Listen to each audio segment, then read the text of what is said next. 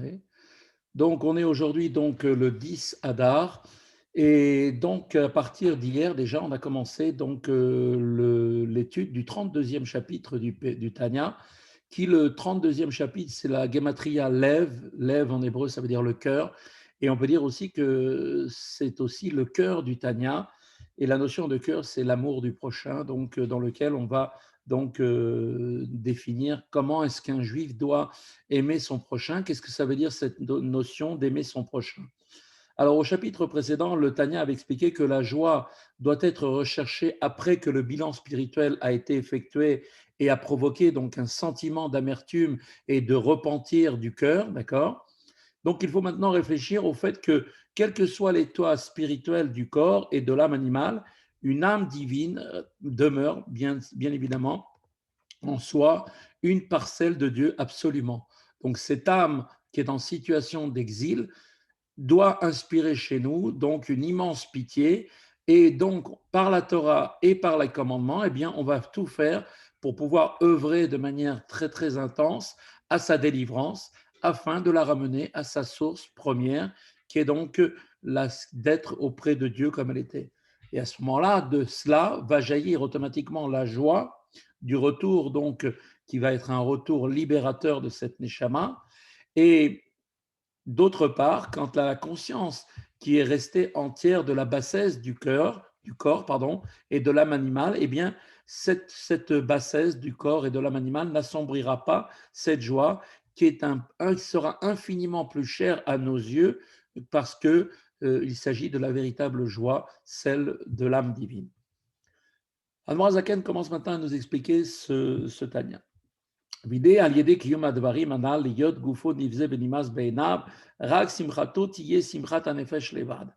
Or, l'accomplissement des principes qu'on a expliqués précédemment, à savoir que son corps, pardon, doit être à nos yeux toujours comme méprisable et répugnant, et que notre joie doit être essentiellement la joie de l'âme uniquement et pas autre chose. Alors il nous dit, Are ze derech yeshara vekala lavo l'idée kiyum mitzvot va'avat lereacha kamocha. Eh bien, c'est là en même temps un chemin droit et qui nous est très facilement possible d'atteindre pour parvenir à l'accomplissement du commandement tu aimeras ton prochain comme toi-même à l'égard les chol nefesh misraël migadol vet katan sans aucune distinction à l'égard de tout le peuple juif que ce soit du plus grand au plus petit au regard de de sa situation spirituelle et de ses actions. C'est-à-dire que quand maintenant on va mettre comme le focus non pas sur l'aspect extérieur de l'homme qui est son corps et qui sont les caractères, les traits de caractère qu'il a, mais que ça va être qu'en fait, on va regarder sa spiritualité qui est en lui, qui est en fait cette âme divine qui se trouve au fond de chacun d'entre nous. Eh bien, quand on va prendre ce focus-là comme étant le dénominateur de ce qui doit engendrer chez nous l'amour du prochain, là, ce sera quelque chose de possible. Parce que si on met en évidence uniquement la dimension de l'apparence de l'autre, alors il y a des gens chez qui sa tête va pas me revenir, ou alors il a une manière, un accent qui me plaît pas, ou alors il a une manière de marcher qui me déplaît. Bon, toutes ces petites choses-là qui sont liées en réalité à la dimension corporelle. Tout cela, si c'est ça qui doit définir l'amour de l'autre, en vérité, c'est pas un amour de l'autre, c'est un amour de moi-même parce que j'aime chez l'autre ce que j'aime chez moi. Donc, si ce que j'aime chez l'autre, c'est parce que je l'aime chez moi, en vérité, c'est de l'amour qui est que pour moi. Donc, c'est un amour, encore une fois, égoïste. Donc l'Admor Azaken va nous expliquer dans ce chapitre que pour arriver au véritable amour de l'autre, le véritable Avat Israël, il nous faut nous hisser, nous élever au-dessus de la dimension corporelle, de l'aspect extérieur de la personne, qui est son corps, et qui peut être effectivement donc ses habitudes, sa manière de se comporter, pour pouvoir se hisser à voir chez lui ce qui est le profond de lui, comme on dit à Adam, l'homme, qui est ce qu'on appelle le Adam, c'est la partie, la dimension spirituelle, l'âme divine qui se trouve au fond de chacun d'entre nous.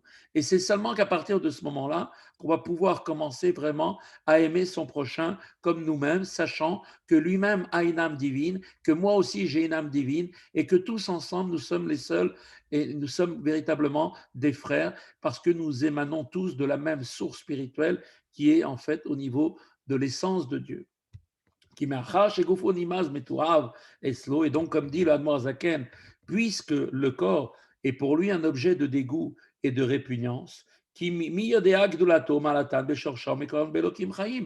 quand je vais voir quelqu'un dans la rue qui me donne l'impression, a priori, qu'il est complètement, vraiment, il me dégoûte ou il est répugnant dans sa manière de se comporter, eh bien, en réalité, une telle estime, en vérité, de cette personne-là ne me permettra pas, si je regarde cet aspect-là, de pouvoir l'aimer véritablement. À ce moment-là, donc, cela ne pourra pas trouver une place véritablement dans un amour que je dois lui donner en tant que juif. Et donc, l'âme, pourquoi? Parce que l'âme et l'esprit, c'est elle la seule chose qui doit compter à mes yeux, c'est la seule chose qui doit connaître, qui avoir une grandeur, une hauteur dans la racine et la source du Dieu vivant. Donc, comment maintenant prétendre à une supériorité par rapport à un autre? Donc, même si je vois un juif qui est complètement dans son comportement répugnant, qui me dégoûte, en réalité, c'est pas ça que je dois voir. Je dois voir en lui l'essence de ce qu'il est, c'est-à-dire la neshama, l'âme divine qui se trouve en lui. Et là, à ce moment-là, seulement, je peux prétendre à pouvoir vraiment développer une dimension d'amour du prochain. D'autant plus, nous dit l'Admorazaken, que toutes les âmes sont toutes équivalentes. Et plus encore, il ne s'agit pas uniquement d'entités équivalentes ou bien qui seraient distinctes, indépendantes l'une de l'autre.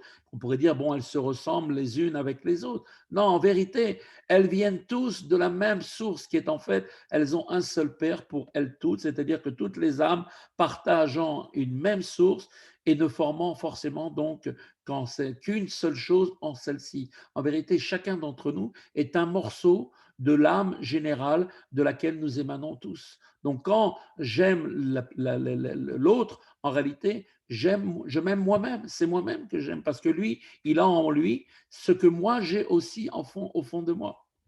ולכן יקראו כל ישראל אחים ממש מצד שורש נפשם אחד בשם אחד. Et c'est la raison pour laquelle, nous dit Admorazaken, que tous les juifs sont appelés frères, de véritables frères, c'est-à-dire au sens littéral du terme, et non pas dans un sens figuré. C'est pas on dit on est un frère, comme les gens ils ont l'habitude de dire frère, on est des frères. Non, c'est que vraiment, c'est véritablement, nous sommes vraiment des frères, et donc on est donc au regard de la racine de notre âme, dans le Dieu unique, on est vraiment tous comme des frères, puisque venant du même Père comme des frères qui viennent d'un seul et même Père. Cette dernière idée va nous permettre de répondre à une question qui est donc implicite. Aimer son prochain littéralement comme soi-même ressemble un petit peu à une sorte de défi impossible à faire. Comment je peux aimer l'autre? Comment l'amour porté à autrui je pourrais l'obtenir? Comment c'est possible? Ça ne pourrait être possible que seulement, bon, on va dire dans une expérience de l'autre, je vais commencer à le connaître, je vais prendre contact avec lui, on va discuter, on va voir si on a des atomes crochus, s'il y a des choses sur lesquelles on a des sujets sur lesquels on peut partager. Comment on peut arriver à un niveau d'amour du prochain qui soit pour n'importe quel être humain, que je ne connais, même celui que j'ai jamais vu de ma vie, comment je peux arriver à l'aimer comme moi-même? C'est très difficile. Alors, quand on veut voir effectivement la dimension superficielle qui est le corps, c'est vrai que c'est très difficile. Par contre, là, ici, on nous parle de quoi? Nous dit l'Admorazaken. Il s'agit ici d'une dimension au niveau des âmes qui se trouvent toutes ces âmes dans une parfaite unité dans leur source. Et donc, comme on peut le comprendre, l'amour du prochain est dans la nature même comme des frères qui sont unis, qui n'ont pas besoin d'avoir une reconnaissance l'un de l'autre parce qu'ils viennent tous du même et unique Père.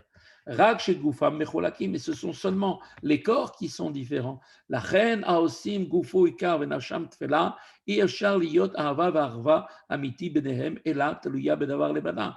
Et c'est pour cette raison que ceux qui font de leur corps l'essentiel vont donc considérer leur âme uniquement comme étant quelque chose d'accessoire, eh bien, il ne pourra jamais avoir chez eux l'amour véritablement et la fraternité, mais seulement un amour qui dépend de quelque chose. Je l'aime parce que voilà, il a des côtés que j'aime bien chez lui. Donc, qu'est-ce que j'aime chez lui? En vérité, c'est ce que moi j'aime. Donc, en vérité, je ne pense qu'à moi-même d'une manière complètement égoïste. Si je l'aime pas parce que il est une âme juive, je l'aime parce qu'il me ressemble. Il a des traits de caractère qui sont semblables à même. On a des atomes crochus, comme on dit. Et donc, on voit que là, hein, la différence de l'âme la différence entre l'âme et le corps va donc instituer une séparation entre les êtres. Et cette séparation est d'autant plus vraie, d'autant plus grande que l'importance que l'on va accorder au corps. Plus quelqu'un il est matériel, plus quelqu'un il est très corporel, et plus il va privilégier donc l'aspect extérieur qui est le corps, et plus le sentiment d'amour pour les autres ne sera pas un véritable sentiment, mais qui sera lié forcément à qualifier à des choses que je trouve chez l'autre, que je trouve bien parce qu'elles sont en fait mes références à moi. Au contraire, en réalité, il n'existe ces amours-là, d'ailleurs cet amour qui est par intérêt, n'est pas un amour véritable et définitif, parce que le jour où l'intérêt que j'ai avec l'autre s'arrête, eh bien, à ce moment-là, il n'y a plus d'amour entre nous. C'est comme des associés, ils se sont associés pour faire une entreprise. Le jour où il n'y a plus l'intérêt de l'entreprise, ben, des fois, ils ne se parlent même plus, ils ne se voient plus, alors qu'avant, ils s'appelaient tous les jours, ils se parlaient tout le temps. Eh bien non, pourquoi? Parce que cet amour qui est suscité par un intérêt, quand l'intérêt s'en va, l'amour s'en va aussi, qui n'est pas un vrai intérêt. D'ailleurs, la Torah, elle dit, quel est, dans les Perkei Avot, quel est l'amour qui est un amour intéressé? C'est l'amour de Tamar et des enfants vous savez, de Itmar et de Tamar, qui tous les deux étaient en fait Absalom et de Itamar, qui est en fait qui étaient des frères, qui étaient un amour par passion corporelle. Quand il a consommé, c'est fini, il ne pouvait plus la supporter, il haïssait totalement sa sœur. Alors que quel est l'amour véritable, nous dit la Torah? C'est l'amour entre David Améler et donc Jonathan, qui étaient des vrais amis. Pourquoi? Parce qu'ils ont étudié la Torah ensemble. Et cet amour de la Torah, il est infini, éternel. Donc cet amour-là, il perdurera pour toujours. Et c'est d'ailleurs pour ça qu'on dit que les amis qui naissent de l'étude de la Torah restent des amis pour toute une vie. Pourquoi? Parce que le lien qui les a réunis, c'est quelque chose qui est éternel. Donc l'amour, il est forcément lui aussi éternel. Donc le texte s'est principalement intéressé à la situation donc propre de l'amour du prochain, Avat Israël. Maintenant, il va, ce texte du Admorazaken, aborder ce commandement en étant donc en tant qu'il est le fondement de tous les autres, comme il est dit, réjouis-toi avec l'âme seulement, nous conduit à l'accomplissement d'un commandement qui constitue la Torah tout entière. Comme on sait très bien, vous connaissez toute l'histoire, quand ce non-juif, il est allé voir Hillel Azaken, il lui a demandé de lui apprendre toute la Torah, le temps qu'il fallait pour rester sur un pied, le temps de tenir sur un pied. Et qu'est-ce qu'il lui a dit, Hillel Azaken? Il a dit, écoute, ne fais pas aux autres ce que tu ne veux pas qu'on te fasse. Ça, c'est toute la Torah. Et tout le reste, ce ne sont que des commentaires. Et on voit que ça a eu un effet. Et effectivement, il est devenu à ce moment-là, il a décidé de se convertir et devenir un vrai converti. On voit une autre histoire, notamment avec le rabbi précédent, le Rayat. Vous savez qu'à l'époque, les élèves des yeshivot, ils allaient manger chez les gens, en fait, ils allaient manger dans les familles. Et donc, c'était la yeshiva qui payait les familles pour pouvoir donc leur donner, les sustenter. Et le rabbi précédent, il a dit, on va arrêter ça, on va faire une salle de cantine, parce qu'il y avait dans la ville, il y avait un juif qui avait un problème de parnassa. Et on va lui donner à lui une parnassa pour lui permettre de préparer lui les repas pour tout le monde. Et l'argent qu'on donnait aux gens, on va le donner à lui. Et ça permettra de gagner sa vie. Et donc, ils ont fait comme ça. Et il y avait quelques élèves qui disaient qu'ils voulaient rester quand même, continuer à manger chez les gens parce que c'était beaucoup plus agréable, il y avait un côté plus accueillant que dans une salle de cantine qui n'était pas forcément la même chose. Le rabbi présent, il a dit, écoutez, c'est pas grave, on laisse à tout le monde, on ne va pas empêcher les gens de ne pas continuer à manger chez les familles, on continuera à payer, mais ça va nous prouver une chose, de savoir vraiment à qui on a affaire. En réalité, ceux qui continueront à aller chez les gens, c'est qu'en vérité, pour eux, la parnassa d'un autre juif, ça ne les dérange pas, qu'il n'ait pas de parnassa. Et donc, ça, c'est une preuve qu'il y a encore des questions à se poser sur leur étude de la chassidoute, qui normalement, la chassidoute doit transformer le cœur d'un juif et son intellect et l'amener à avoir un sentiment beaucoup plus élevé, beaucoup plus au-dessus des dimensions matérielles. Et donc, s'ils ont ce sentiment-là, c'est que quelque part, leur étude n'est pas comme il faut, comme il se doit. Et donc, voilà l'histoire donc de tout cela nous apprend que en réalité, la notion d'Ahavat Israël, c'est quelque chose qui est fondamental, comme on le sait. Et donc, la réponse que l'on va apporter va résider principalement dans le principe qu'on va poser, selon lequel l'amour du prochain n'est possible qu'au regard de la prééminence que l'on va donner à l'âme par rapport au corps. qui est effectivement le fondement, comme on l'a dit, de toute la Torah. Et c'est là ce qu'avait dit Hillel Azaken, qu'il a été rapporté dans la Gemara. Zéou, c'est ce qu'il a sur l'accomplissement de cette mitzvah, de ce commandement. Zéou kol Torah kula, tout ça, c'est la Torah tout entière. Ve'idar pirushahu, et le reste n'est que des commentaires. Qui yesod v'sheresh kol Torah ou l'agbiya la'alot hanefesh ala guf.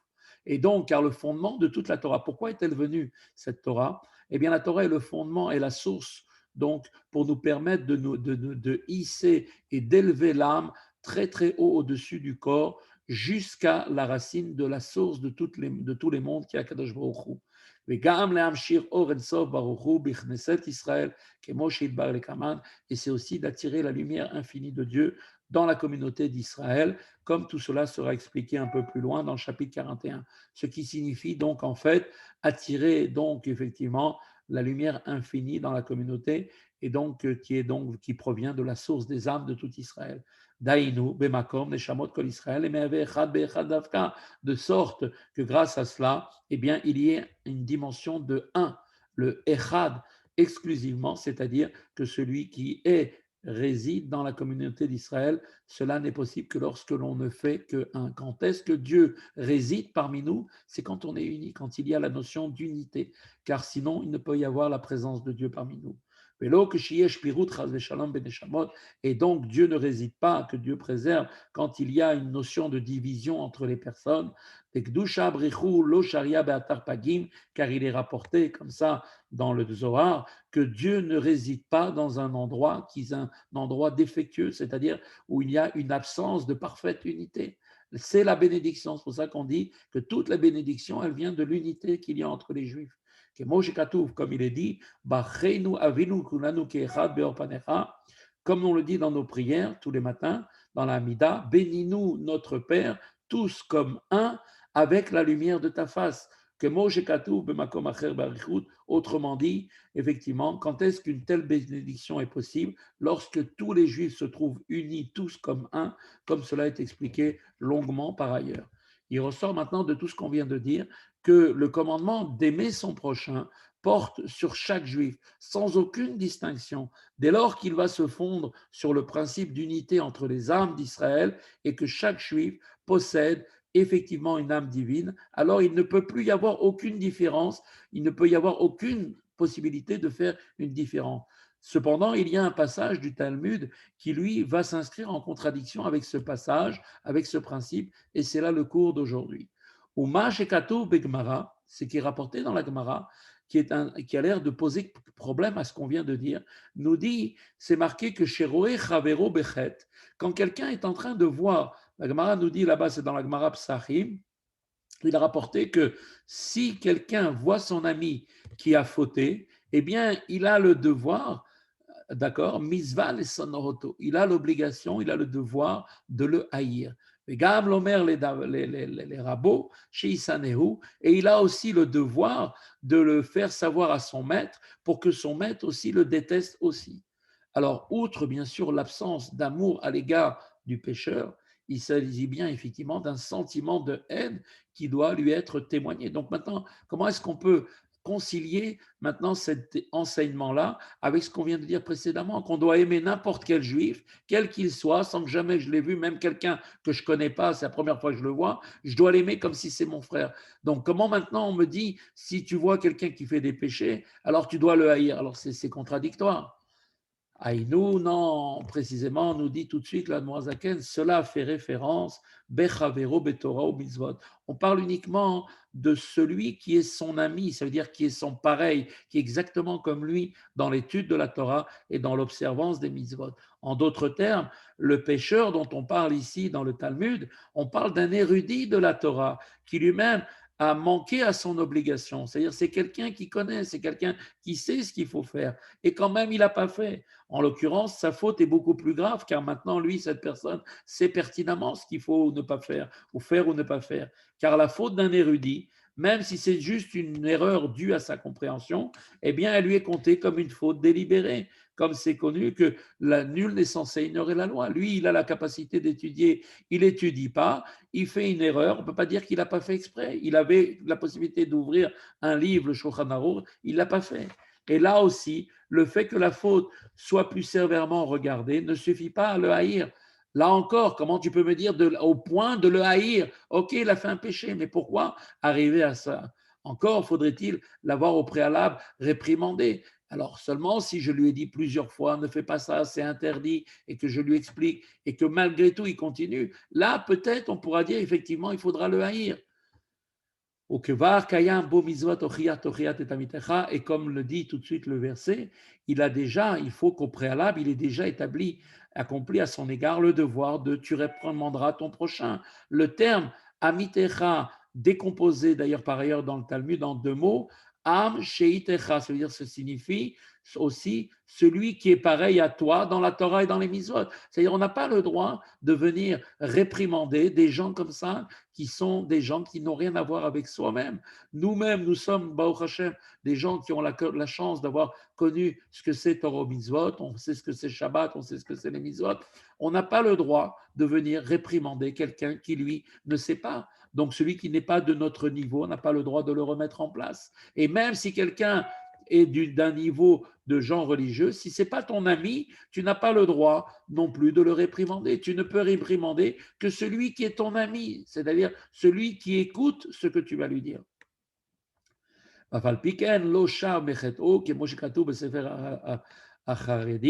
Et néanmoins, malgré toutes les remontrances que tu lui as faites, il ne s'est pas repenti de sa faute. Il s'agit alors d'une transgression délibérée, comme cela est écrit dans le Sefer Acharedim. Là, à ce moment-là, tu as le droit de le réprimander et s'il n'écoute pas, de le haïr et de demander à ton maître d'aller le haïr. Maintenant, comment on peut haïr quelqu'un juif alors qu'il nous faut encore une fois faire abat Israël? De quoi on parle ici?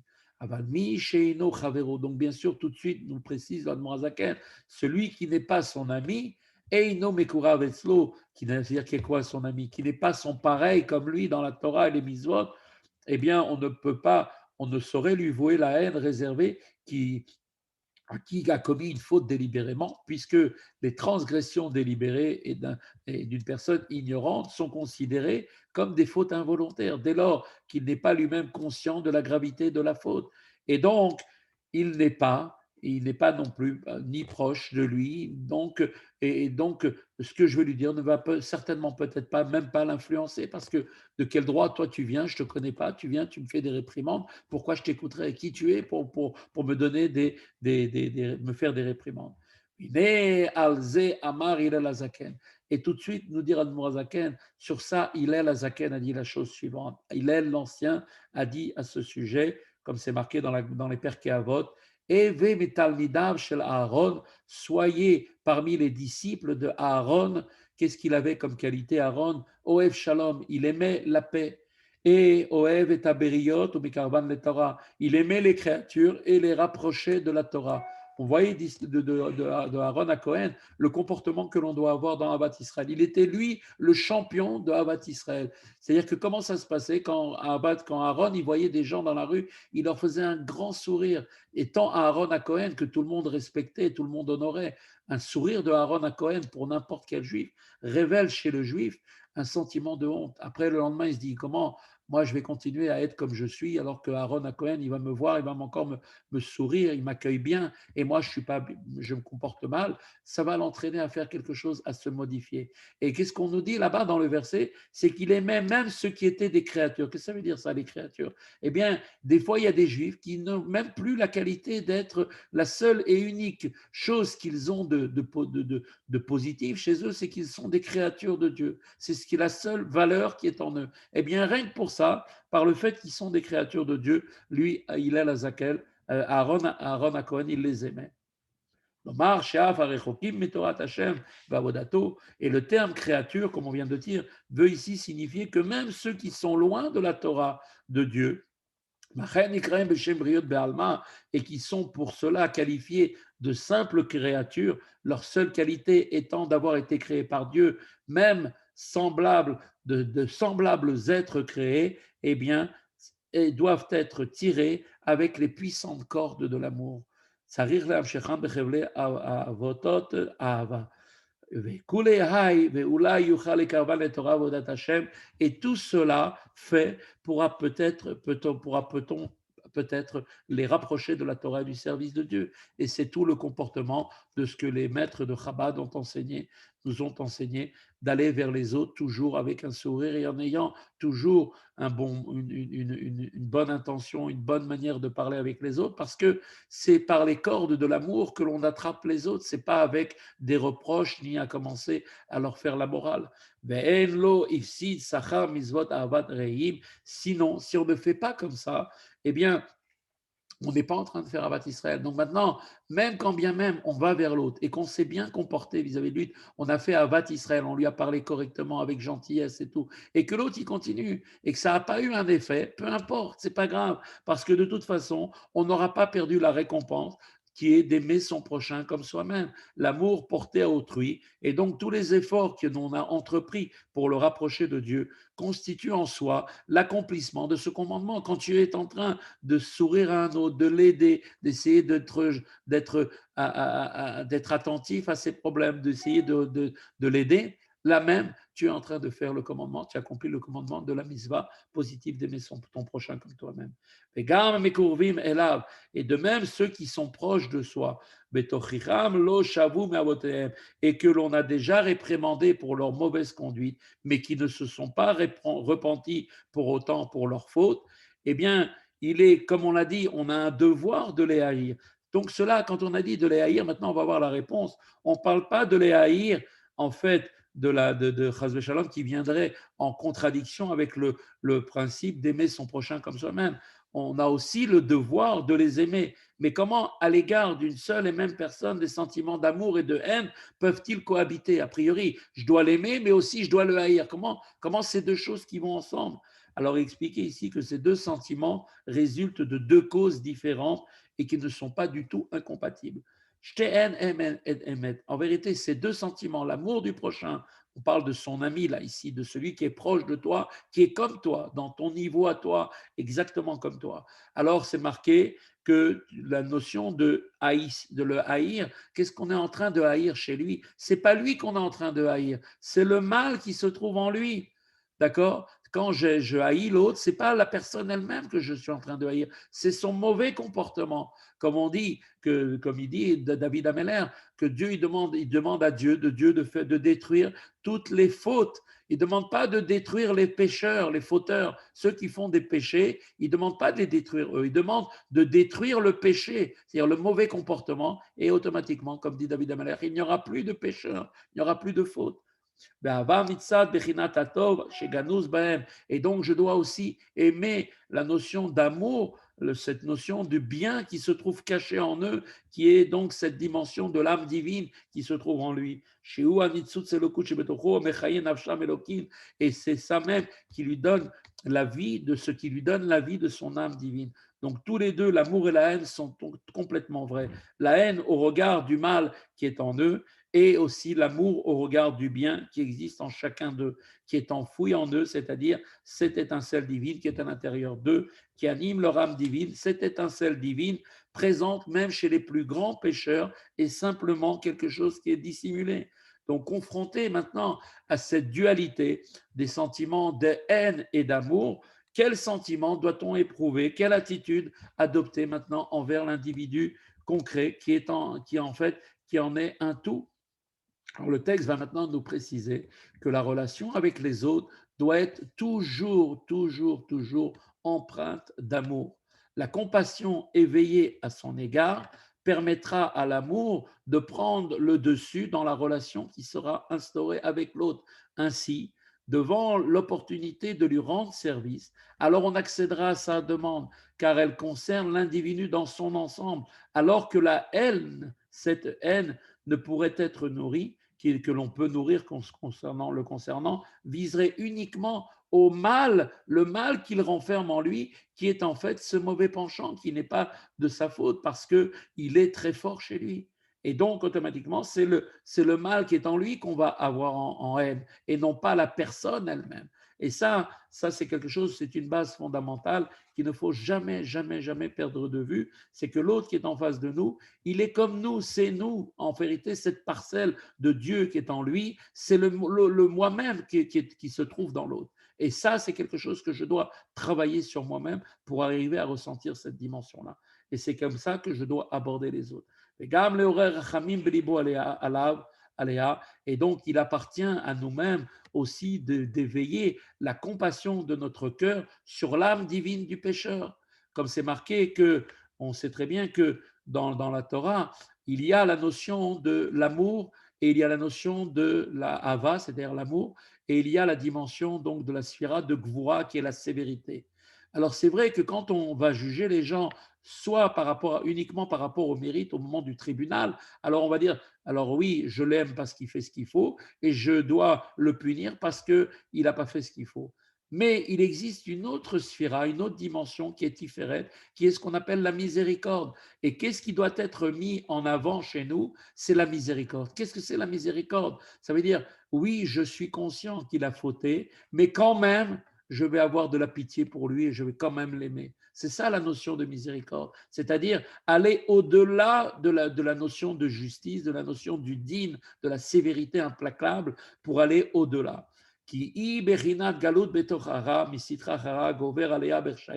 Car cette neshama qui se trouve en eux, cette étincelle divine qui se trouve en elle, que je dois prendre en pitié, elle est en état d'exil à l'intérieur du mal et de la citra achara qui prend le dessus sur l'âme divine chez les gens qui sont appelés les Rechaïm.